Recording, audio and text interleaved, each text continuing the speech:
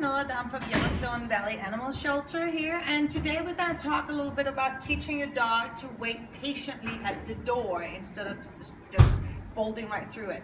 So what we have here is many dogs think in pattern association. So many times they know that as soon as you grab the handle, you open the door and they can just fly right through it. And it makes sense to them, right? So why wait?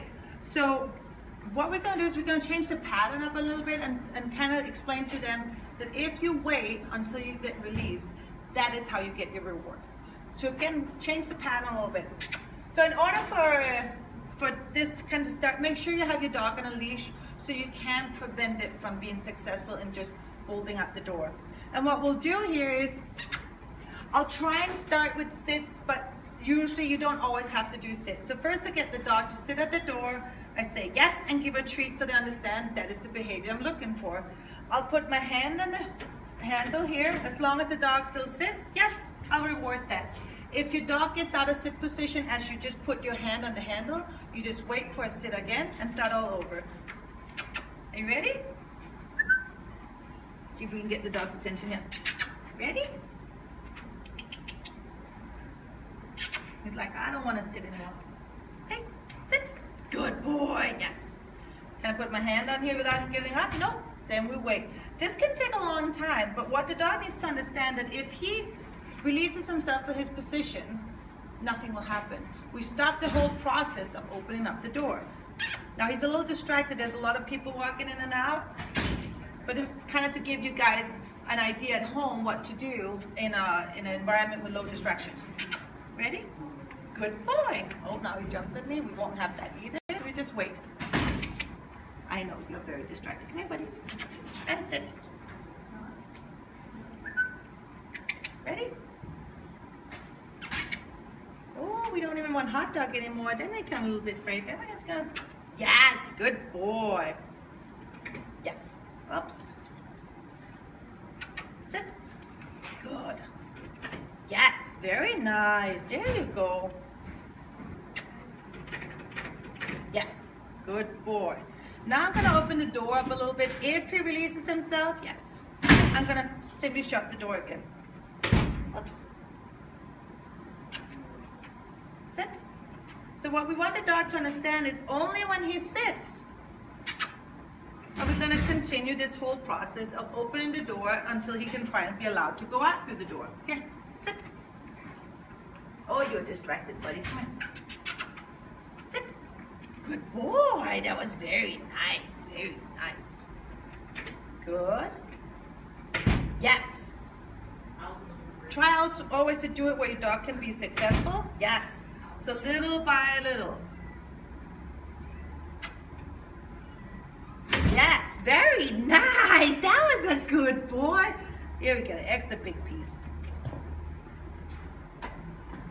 Yes, very good boy. That was excellent. Now I'm going to hold the door open a little bit as I'm saying yes to him. Yes. I'm going to push it open a little bit more. And he got up, so we're going to close it and go back to start. Ready? Yes. He's a little confused by now because this doesn't make sense to me. Usually I can just go right through the door. Ready again? Sit. Good boy. Yes, very nice. Yes, very nice. And what I want to do is see if I can get out for a step, whoopsie, and come back to him without him leaving his position. Good boy. Yes. Oopsie. So he seems to keep breaking the sit if I stay out there too long, so that's a reminder to me saying, hey, go out, come back, so he can be successful. Oopsie. Again. It's just a whoopsie, and just go back to say, how can I make it easier for the dog? Good boy. So I might go back a few steps, as in, here, he can hold it as I'm not moving. Great. Let me reward this again. Yes. To really get a strong behavior so he understands, oh, as long as I'm not breaking position is how I get treats. Okay, there we go. That was a good boy. That was a good boy. Okay. So you do this, repeat every time you go out the door.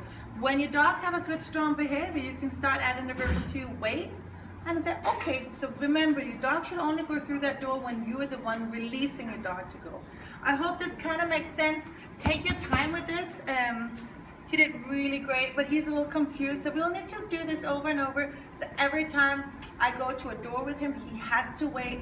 If he moves before I release him, even if I open the door will shut again, just close again until he can hold his position. I don't have to yell at him, I don't have to say no, I don't have to scream at him. Just the feedback he gets from not being able to move forward in the process of going out the door, that is enough feedback to him to understand, oh, I need to wait, good things will come my way. When she releases me is when I'm allowed to go through. I hope this makes sense. He was very distracted today, but that's just how it is. Sometimes the environment is a little bit, it's just not always what we want when we start doing this. But at home, do it inside. Start with a door just into a bedroom maybe first before working on the door that goes outside. Remember, going outside is always a higher temptation for the dog and therefore requires a lot more of an impulse control. So if they don't necessarily have that, start with practicing on a door that just goes into a bedroom, and when they get that, then move out to the door that goes to the outside. I hope that makes sense. Have a happy holidays, and we will see you soon next Monday.